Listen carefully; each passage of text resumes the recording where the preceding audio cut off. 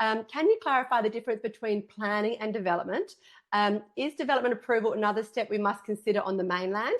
And about the land division consent, are you referring to the subdivision process through the titles office? We'll go through this further in the, I think, module 4, the building module. So firstly, when you go and get your plan, when you've got your deal, firstly, you get your planning approval. And what that means is council are going to assess what you're wanting to create based on the development plan. So that's that first step.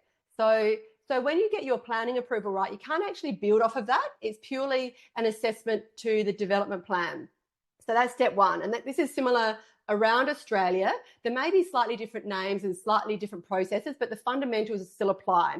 So step one, planning approval. Step two is typically what can be your building rules consent. And that title can vary slightly depending on which state you're at. But what that means is once you've got your planning approval, your designer will then create working drawings, which is really the recipe that your builders need to be able to physically build.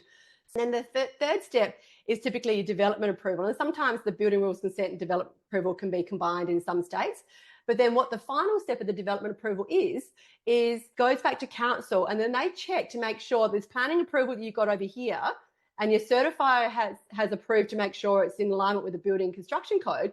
And that's the final check to make sure that what you've actually then converted into working drawings matches your planning drawings. And then that gives you your development approval, which means that then your builder can then go away and start building that particular development.